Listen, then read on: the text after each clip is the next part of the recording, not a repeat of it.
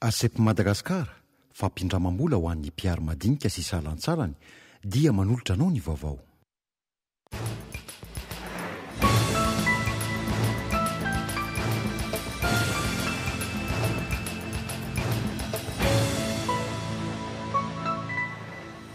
Ho fantatra rapitsy ve ny anaran'ny Prime Ministre? Ifampidinika ny mampara sy ny filoham-pirenena momba izany. Mazava izany fa ny filoha Erajonary Mampianina no tompony ny teny farany. 700 ny tahampiakaran'ireo olona miasa amin'ny sehatra tsy ara-dalàna tamin'ny taona 2010. Antotanisa izay tsy mitsaha mitombo hatramin'ny isiany krisy 2010. Voankazo, legioma, finday, ny lamba, saika hita eny amin'ny sisin-dalana avokoa ireo kojakoja fampiasa amin'ny fiainana andavanandro. Tsy ara-dalàna nefa hakany CEA sy ny fokotany ho fatoerana ireny mpivarotra ireny. Fasan'ny karana, fiara-pitatitra telo isaky ny kooperativa amin'ireo 500 mifamezivezy amin'ireo lalam-pirenena manerana ny Madagasikara no hosavaina eo am-piangana manomboka ny alatsinainy ho avy izao. Fisavana roa sosina ankoatra ny fisavana eny an-dalana. Zava-misy mirakitra ho tantara ny zavanseho tao Tacloban Philippines ny 9 novambra 2010. Isana namarika izany tyfon nanimba ny zavatra betsaka ka nafatesan'olona 205 tao Philippines. Voarakitra ao amin'ny boky Guinness 2010 ho isan'ny loza voajanahary ny afaka indrindra eran-tany.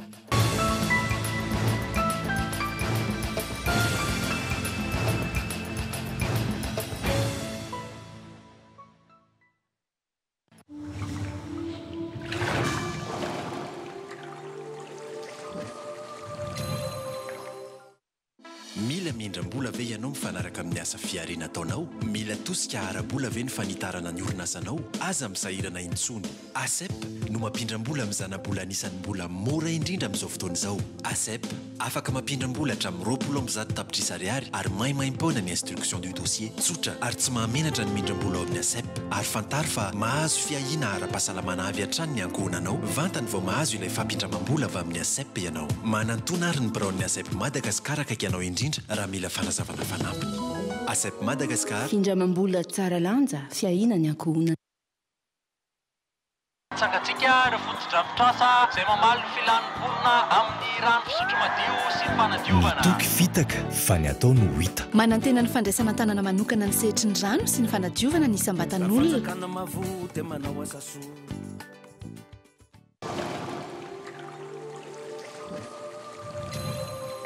Terina indray ny arahaba tompoko lasy toko vavy amin'izao fotoana izao tonga tao anatin'ny fotoana ny fampalalama-baovao isika izay nampanajana ihany koa ianao anaraka izany hatramin'ny farany.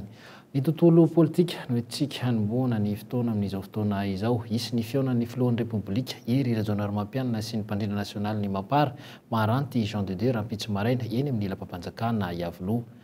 Fiara midinika moa izay iompana amin'ny fanendrena ny Prime Ministre izany raha ny fampitambavao avy amin'ny fiadidiana ny Repoblika. Mazava ho azy fa matoa misy ny fifampidiniana dia tsy afaka ny hamaritra irery izany ny Mapara izay manana ny solombavambahoaka maro anisa eo amin'ny antenimera-pirenena. Fanadihadiana ary. Ny lalam-panorenana no mamaritra ny tsy maintsy hifampidiniana amin'ny filoham-pirenena indrindra amin'ny tranga ankehitriny fa tsy olona iray mpanao politika na antoko iray no manendry ny Prime Ministre. Midika izany fa manana ny lanjany eo amin'ny fanendrena ny Prime Ministre ny hevitry ny filoham-pirenena. Ary na dia olona atolotry ny Mapara aza no hakany ny filoham-pirenena ny olona ho tendrena ho lehibe ny gouvernemanta dia manana ny teny farany izy ary araka ny lalàna izany. Izy no manendry, izany hoe ny filoham-pirenena no manao soni ny dekret na ny didim-panjakana manendry ny Prime Ministre. Eken'ny rehetra aloha fa tsara ny fisian'ny fifampidiniana, re kosa androany fa olona tokana ny hoe atolotry ny Mapara izany hoe hanery ankolaka ny filoham-pirenena tsy maintsy hanaiky ny olona atolon'io ity vondrona miaraka amin'ny filohan'ny tetezamita teo aloha Andry Rajoelina ity.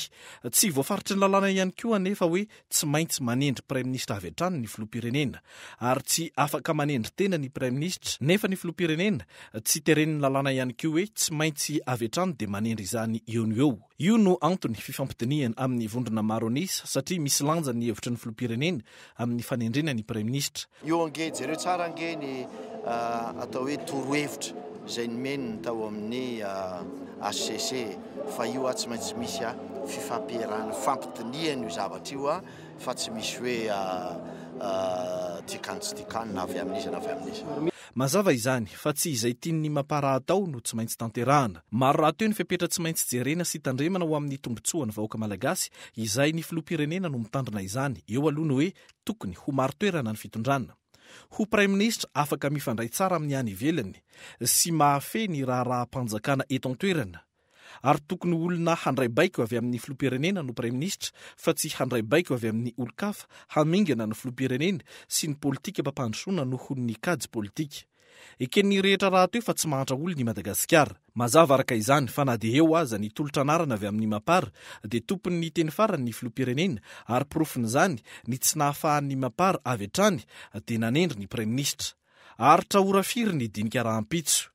Isy ve ny anarana praiminisitra ivoaka amin'ny rahampitso io. Manomboka amin'ny 7 ora maraina ny fifampitiniana eo amin'ny mpiara-miasa akaiky amin'ny filoha Hery Rajaonarimampianina sy ny mpandrindra nasionaly ny mapara Maranty Jean de Dieu rahampitso. Eo amin'izay vaovao politika izay any dia misaraka tanteraka ankehitriny ny ankolafy Ravalomanana sy ny antokoavana.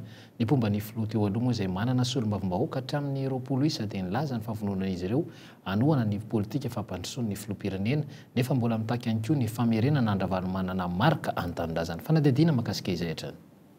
Maro tamin'ireo solombavambahoaka teny Tsimbazaza no voavidy vola ka tsy nazazary ny fifidianana ny tanterahana omaly sy afakomaly ho an'ireo izay nanatevina ny Bromaritry ny anteny meram-pirenena ho ny ankolafy Ravalomanana tamin'ny alalan'ny filohan'ny delegasiony Andriamatoa Roland Ravatomanga. Tsy midika ho fiainan-danja ny solombavambahoaka avy amin'ny ankolafy anefa ny faharesen'izy ireo tamin'ny fifidianana fa voamaika azy ampitraka azy ireo amin'ny fandraisan'ny fanapahan-kevitra. Na dia izany azy dia manohana ary mbola vonona ny fampiraharaha sy hiara-iasa amin'ny filoham-pirenena ny ankolafy Ravalomanana. Maro nitsangana ary niteny taminay hoe manahirana ny zava-misy ao Andriamatoa minisitra, manahirana ny zava-misy ao Andriamatoa président fa misy fandrabiraviana arabola ao. Misy fandrabiraviana fampanantenana zavatra isan-karazany ao indrindra ary averimberiko.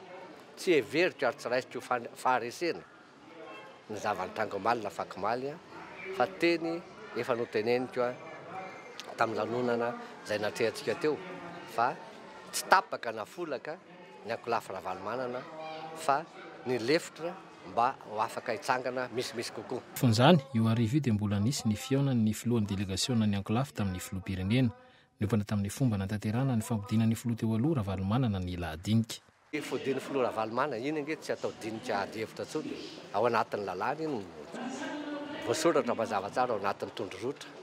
Fanatanterahana azy no dinihana fa tsy ny hoe hiverina sa tsy hiverina zay ngamba deo ka hazava ny olona rehetra. Raha zahay ho ihany mbola mitohy ny négociation mitohy fampirarahana mino sy manantena fa tsy ho sakana na ho an'ny filoha Hery Rajaonarimampianina na ho anay na ho an'izay gouvernement hitsangana eo. Ho tsy hijoro ho mpanohitra mihitsy ny ankolafy Ravalomanana treto raha vonona ny andray izay toerana izay ny Dr Jean-Louis Robinson dia omena azy ho hiatrano ny filoha ny ankolafy. Androany ihany koa noho ny fampiarahana tratra ny taona 2012 sy 2020 ny teo anivony ny antoko zanaka dada vaovaradrano dia tsy ampandrana. Nisy ihany koa ny fampahafantarana ireo solombavambahoaka lany tany amin'iny faritra iny. Fa anisan'ny endrasan'ny besony maro ihany koa amin'izao fotoana izao ny mahakasika izay mety ho praiminisitra ao anatin'ny ity repoblika fa efatra ity.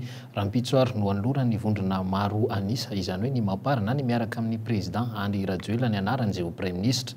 Tapitra androany ny fitaom-pivorian'ny Birao Nasionaly ahafahana namaritra izay anarana ho atolotra ny vondrona mapara izay. Raha ny fanazavana izay nomena izy ireo dia efa ampamolavolana ireo anarana izay andrafitra ny gouvernemanta ihany koa ny avy amin'ny mapara. Fanadihadiana ihany no arantsika makasika izay. Rahampitso no anoloran'ny mapara ny anaran'ny praiminisitra avy amin'izy ireo eo ampelantanan'ny filoham-pirenena.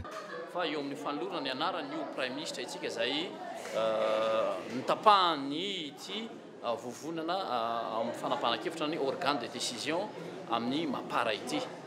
Dia rehefa vita moa zavatra dia ho atolotra n'ireo député voafidy zany araky ny andinin-dalàna sy ny fanapahan-kevitra navoaka ny haute cour constitutionnelle mikasika ny hoe fomba anolorana an'izany amin'ny filoham-pirenena. Dia ny filoham-pirenena moa zany no amoaka ny atsotsika hoe décret de nomination izay fanendrena an'io praiminisitra io. Teto any koa moa zany dia efa nisy ny fandinihana ny nivo-mapara mikasika ny mety fomba fijerinay ny mety firafitra ao anatin'izany gouvernemanta izany. Rahampitso angamba ny efa tokony efa iroso amin'izay zavatra itsika. Anarana tokana ihany no atolotry ny mapara raha ny fanazavana azo ary matoky ireto farany fa tsy handay izany ny filoham-pirenena. tsy voalaza ny lalàna ihany koa anefa ny zava-mitranga raha tsy avy hatrany dia manaiky izany ny filoha-pirenena. Tsy takany tamin'ny 2017 raha teo ny zava-misy ankehitriny fa tsy maintsy didim-panjakana no siniaviny filoha-pirenena vao misy ny praiminisitra. Androany tsy nentina nome anarana ny Mbapara, anjaran'ny filoha-pirenena no mampafantatra izany ho hiatrany ny fanazavana. Tsy anaran'olona roa, telo, efatra zany fa tonga dia anaran'olona ray manendry an'ilay praiminisitra zay no tapahany organe de décision ny Mbapara ny bureau national ary atolotry ny député any amin'ny président. Tokana ny anarana ato, le président de la République nomme le premier ministre. Tsy ny teny izy hoe les personnalités na la personnalité proposée fa tena tonga dia hoe manendry ilay praiminisitra atolotry ny Mbapara zany. Raha ny fanazavana enina nandritra ny valandresaka nataony ireto bureau national ny Mbapara dia efa eo am-panomanana ihany koa ny olona ndrafitra ny gouvernemanta izy ireo, ny fananganan'ny gouvernemanta izay efa efany ny filoha-pirenena sy ny praiminisitra feno. Fataoriana kosa ny fifidianana roa sosina ny tanterana tetsenivo ny antenimera-pirenena Omaly sy Afakimaly dia androany Tetsimbazaza no nataony famindram-pahefana teo amin'ny filohan'ny kongresy ny tetezamita sy ny filohan'ny antenimera-pirenena Christine Razanamasoa.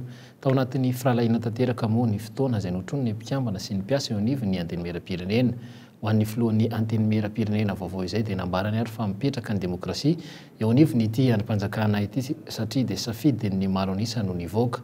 Ankilany tsy mbola voafaritra mazava kosa ny lalàna politika ao izay alehany Mamy Rakotoarvelo. Fanadihadiana trany. Tena hitovy ny fomba fiasa teo amin'ny kongresy ny tetezambita sy ny antenimera-pirenena.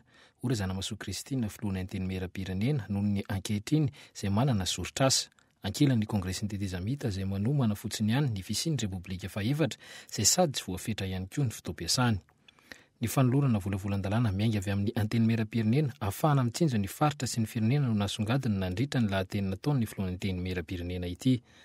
Hatreto ihany koa araka ny lalàna raha toka mbola tsy mitsangana ny antenimera-ndoha olona dia manana fahefana tanteraka ny antenimera andany ny lalàna. Ny Sénat mbola tsy misy anefa ny Assemblée nationale no efa misy.